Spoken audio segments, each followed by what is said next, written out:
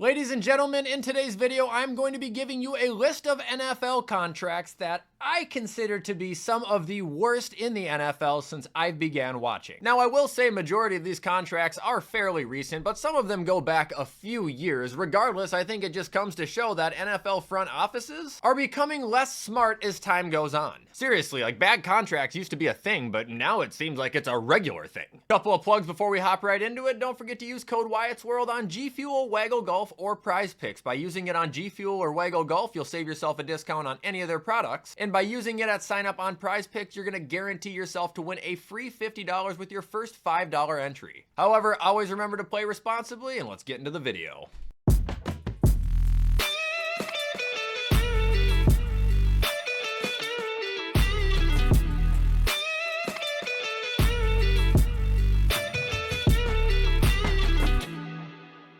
Okay, so starting off in no particular order, although I am going to start with a smaller but still bad contract, we have Miles Sanders signing with the Carolina Panthers for 4 years, $25 million. After the 2022 season where Sanders threw up a career year of 1,200 rushing yards and 11 touchdowns, the Panthers decided to take a gamble on him. Well, unfortunately, since signing with the Panthers nearly 2 full seasons ago now, Sanders has only accumulated 571 yards, 2 touchdowns off of 3.4 yards a carry. Now, I'm sure he has been injured a time or two during his stint in Carolina, but you gotta imagine they expected a lot more when paying him $25 million. Moving on, we have a contract that might get some boos, and it's one I just talked about the other day, but Deebo Samuel to the 49ers for 3 years, $71 million. Okay, right away, do I think Deebo Samuel is a trash receiver, terrible receiver by any means? No. But do I believe he was severely overpaid from his one outlier year he's had during his career? Yes. In 2021, Deebo caught for 1,400 yards, 6 touchdowns, and also ran for 365 yards and an additional 8 touchdowns on top of that. That's very impressive. Okay, before that, the guy had never broken 900 receiving yards in a season, and since that, the guy has not broken 900 receiving yards in a season. A matter of fact, since signing that contract, he has accumulated 2,194 receiving yards, 12 receiving touchdowns, 593 total rushing yards, and 9 total rushing touchdowns over a course of 3 seasons. Not that bad, but is it worth $23 million a year annually? No. Especially after seeing what the 49ers look like this year when Deebo's supposed to be one of the main focuses with everybody hurt. Moving on to the next contract, we gotta talk about Von Miller to the Bills. I mean, signing a 33-year-old defensive end to a 6-year, $120 million contract, that's pretty insane. Now, I'm not gonna lie, at first the contract didn't look that bad because he was playing really good, and then he tore his ACL, did absolutely nothing the following year, got suspended the year after that, and now after his 3rd season with the Bills, he has only accumulated 13 sacks and started 11 games. Not a good look.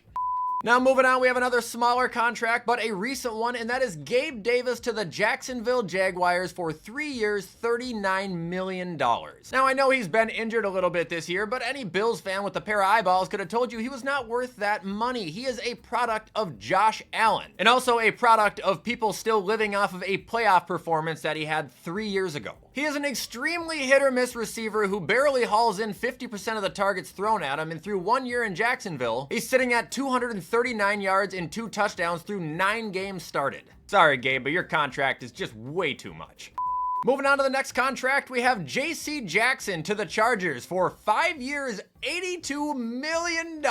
This one's funny because I think it was still only like 2 or 3 years ago, and the guy's not even in the league anymore, even though I'm pretty sure he's still getting paid by someone. Dude, J.C. Jackson was an elite corner for New England back when they had Belichick. Like, the guy was locking people down. He didn't allow a quarterback to have a passer rating above like 66. Then he signed with the Chargers, where in his first year he would only start 5 games, allowing a passer rating of 149 on average of 20 yards a completion. And then the following year, he was traded back to New England, where they eventually just got rid of him as well. I don't know what the hell happened with him, man. Moving on to the next contract, we have to talk about none other than Daniel Jones. Giant fans, you had to have known this was coming, but they paid him for 4 years, $160 million. Now, who can we thank for that? Well, none other than the team he's playing for right now, the Minnesota Vikings. For the first 3 years of Daniel Jones' career, he was incredibly average. Actually, his rookie year, he was decent, but incredibly average. Then in 2022, the Giants went 9-6, where Daniel Jones threw for 3,200 yards, 15 touchdowns, 5 picks, picks while also rushing for 700 yards and 7 touchdowns. After that, they would make the postseason, beat the Vikings in a playoff game, and later that offseason, Daniel Jones would be awarded this ridiculous contract. What has he done since the contract, you ask? Well, other than being cut by the Giants, he has had a record of 3-13, 10 touchdowns, and 13 interceptions. The contract was always a bad idea. I knew it. You guys knew it. I'm pretty sure Daniel Jones even knew it. Moving on, next we have Le'Veon Bell to the Jets, 4 years, $52 million. If you haven't heard about this asshole yet, I drafted him the year that he sat out, first overall in fantasy. He was a Steeler at the time. He didn't play, held out the entire season. Then the next season when he came back, signed that mega deal with the Jets, making his big comeback only to run for 789 yards, 3 touchdowns, averaging 3.2 yards a carry. Following season, he would get released after 11 games, then he would sign with the Kansas City Chiefs. The following year, go to the Baltimore Ravens, get cut by them, and then sign with the Tampa Bay Buccaneers, for which every single team he was utterly useless. Moving on, Giant fans, I'm sorry again, this will be the last one, but we have Kenny Golladay signing a 4-year deal in 2021 for $72 million. For anybody wondering, I haven't heard of him in a while. Yeah, he hasn't played in 2 years. Kenny Golladay was a product of Matt Stafford in Detroit, and he was a very good receiver with Matt Stafford. Multiple 1,000-yard seasons, he had 11 touchdowns in one season, then after that, I think it was 2020, he got injured, missed some time, but still had some stock, enough stock to get paid this huge deal by the Giants, where in 2 seasons he would catch just 600 yards in 1 touchdown before getting released. Still kind of sad about that, because I really liked him in Detroit, and then he went to New York, and not only was he bad, but he was an asshole. Moving on, we'll go to one of the extreme recent ones, but none other than Kirk Cousins signing a 4-year deal with the Atlanta Falcons for $180 million at the ripe age of 36, fresh off of an Achilles tear. Now, I'm not going to sit here and dig on Kirk. A lot of people know how I feel about him. He's my guy. I will always support Kirk Cousins. But no matter how hard you try to squint your eyes, tilt your head, and view this picture differently, signing a guy to a $180 million contract and then benching him before 1 season even ends with the intention of releasing him, that's terrible. It was a bad contract to begin with, but it's even worse now. Next up, we have a name some of you guys probably haven't heard in a while, and that's none other than Brock Osweiler. Back in 2016, the Houston Texans signed this guy to a 4-year, $72 million contract with hopes that he would be their quarterback of the future. Well, he finished with an 8-6 record at a completion percentage of 59% through 15 touchdowns to 16 picks and averaged a whopping 5.8 yards an attempt. I believe the next season he was traded to the Browns, where he wouldn't even play a game, then go back to Denver, where he would carry a record of 0-4, the following season going to Miami, going 2-3, and then retiring.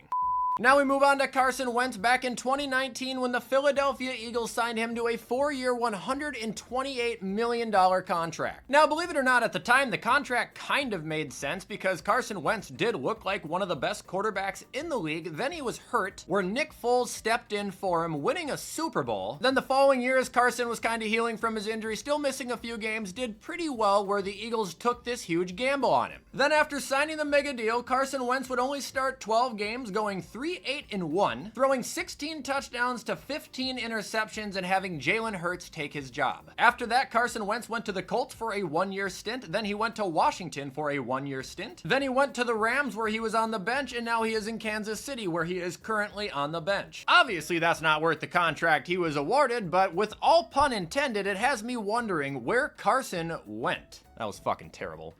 Moving on, we have to include this contract because it's the worst contract in sports history, but it is the Cleveland Browns signing Deshaun Watson to a 5-year, $230 million contract, fully guaranteed. Did I mention at the time of the signing he had like 22 pending sexual assault lawsuits? I don't know if I said that or not. Anyway, in 3 years with the Browns since signing this contract, the guy has only played 19 games, holds a record of 9-10, and has a whopping 19 touchdowns in 12 picks. Honestly, the numbers don't do justice here. Anybody who's watched him play as a Brown, he looks like a guy who's never played football before.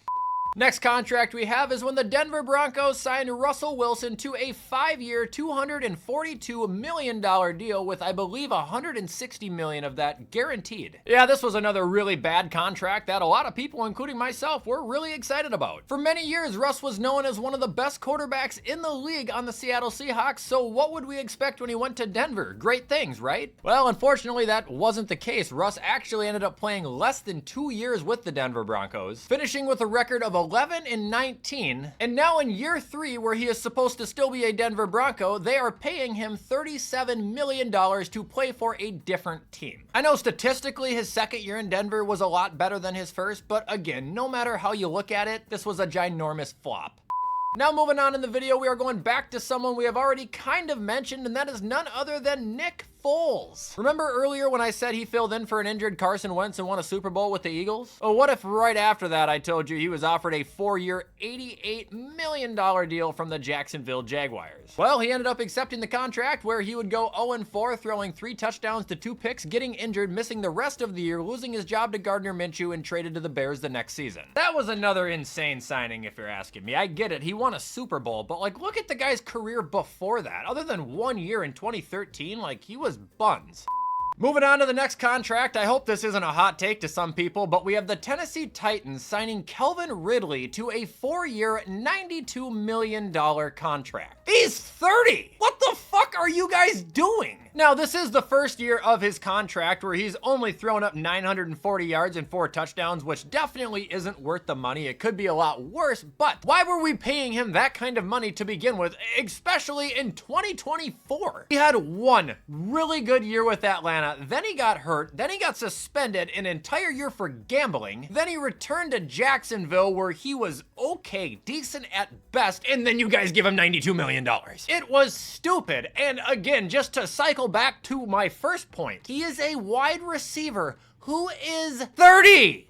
Moving on to another contract that might get some weird looks, but I got the Arizona Cardinals signing Kyler Murray to a $230 million contract back in 2022 with $159 million of it guaranteed. Again, Kyler Murray, not the worst quarterback, not the worst player in the league, but this guy's getting paid $46 million a year to be incredibly average. He's also been hurt, but he just hasn't been a great player, and he's also not running as much anymore, which probably could have something to do with his injury, but that's also what made him such a dangerous quarterback. Like, I just think that he is literally like such a middle of the pack quarterback, sometimes below middle of the pack, and he's getting paid a ton.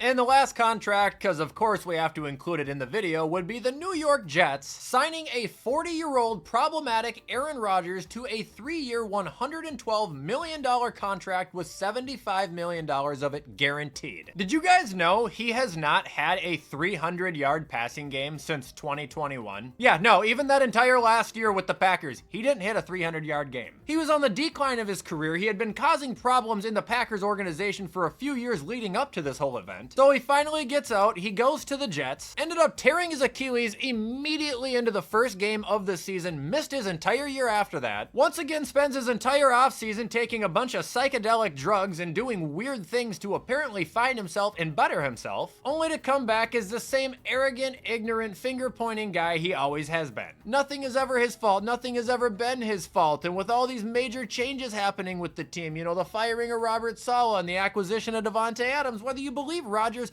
doesn't have a voice in that or not, which he clearly does, shit is still not working there, and it's still not his fault. That was a bad contract to begin with. Davante should have never left Green Bay, and Rodgers should have just retired.